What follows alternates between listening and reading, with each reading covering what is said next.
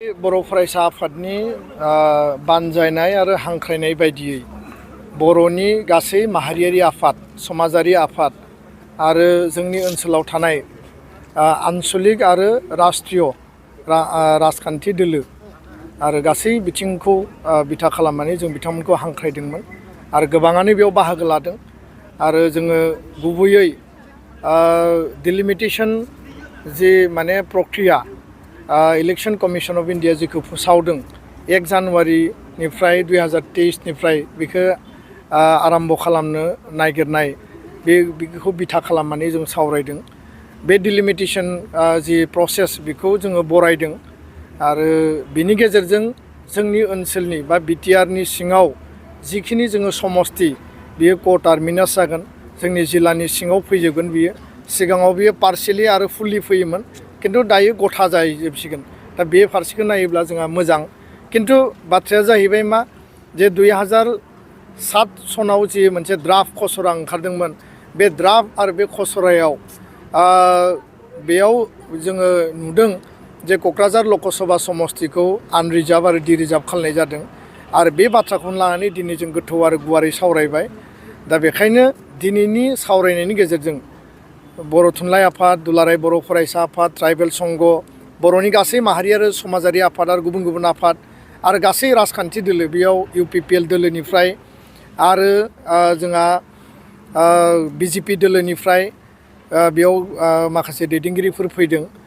BPF आरो कंग्रेस हान्जानिफ्रायबो जों लिंदोंमोन, बिथांमोना दिनै सफैनो हायाखै। खोब सम्भब जोङो उननि समाव बिथांमोनखौ मोननो हागोन। बारग' एमएलए जोंनि बारग' एमएलए बिथांमोन फैदों, गुबुन गुबुन दोलोआव दङमोन थेवबो बिथांमोना फैदों आरो माखासे बिदि दैदेनगिरिफोरा जोंनि गेजेराव बाहागो लादों। दा बाथ्राया जाहैबाय जे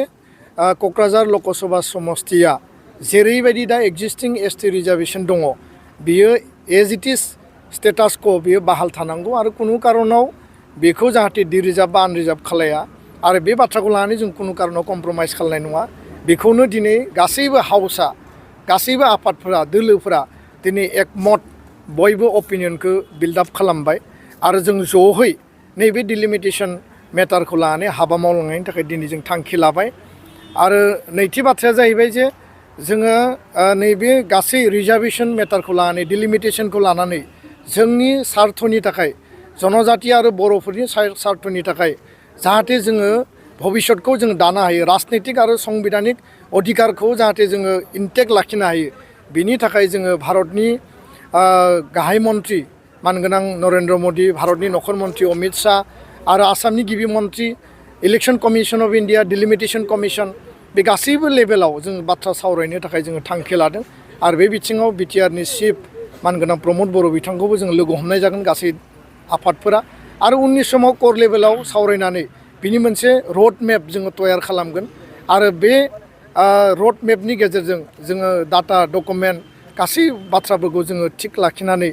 जोङो जाहाथे कुनु कारनाव बन्सित जाया,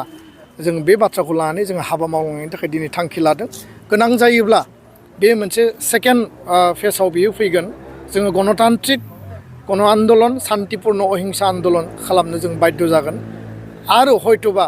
जोङो लिगेलि कर्टआव थांनानै कनस्टिटिउसनेल बेन्चआव जोङो फाइट खालामनोबो जों गोनां जानो हागौ। दा बेनि थाखायबो जोङो सेकेन्ड फेजनि मोनसे रड मेपखौ जोङो थिग खालामगोन। दा बेखायनो दिनैनि समा जाबाय, जों सरकारखौ आपिल खालामदों, इलेक्शन कमिशनखौ आपिल खालामदों, आसाम सरकार, भारत सरकारखौ आपिल खालामदों जे जोंनि मोनखानाय थाखानाय अधिकारखौ